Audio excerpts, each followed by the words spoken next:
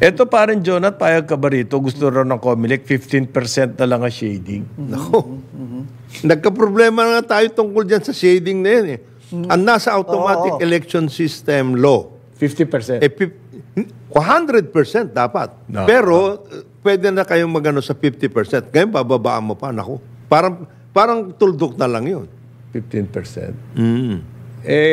Parang mass production na ng 70 million ballots, ha? Ang i-preprint.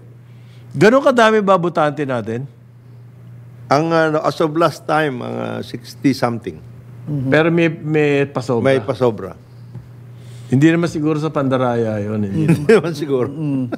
sa extra rice. Kasi nagkaroon na po ng ganyan experience eh. Extra rice. Nakaproblema na Doon tayo. kasi sa 60 million plus, karaniwan dyan, ang ating turnout, 60%.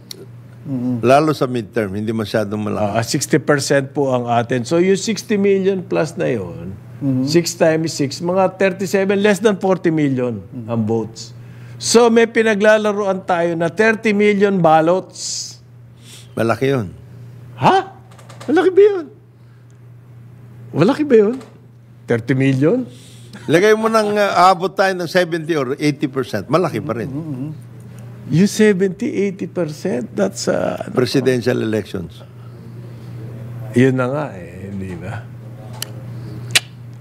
Ngayon, 15% daw ang gusto kasi natatakot daw si Chairman Garcia na ma-disenfranchise ang voters. Aba, Chairman, kasalanan niya yun kung hindi siya marunong sumunod sa instruction. Why is it incumbent upon the Comelec? To lower the standards. Para po pangalagaan niyo yung mga tatanga-tanga. Di ba?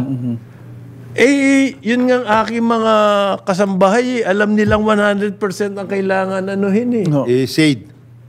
Sino ba mag-shade dyan ng tuldok lang? Iwan ko, hindi ko maintindihan yun. Diyan nga nagkakadayaan eh. Yun ang shade ng tuldok. Mass production. Pag daw po less than 15%, doon lang hindi bibilangin yung boto mo. Sobrang tanga mo na noon kung pati pa naman yun. Pati pag tuldok. Di mo na rin kaya. Hindi ba kung mahirap ba yung i-shade yung bilog? I-shade mo yung bilog, yung buong ano.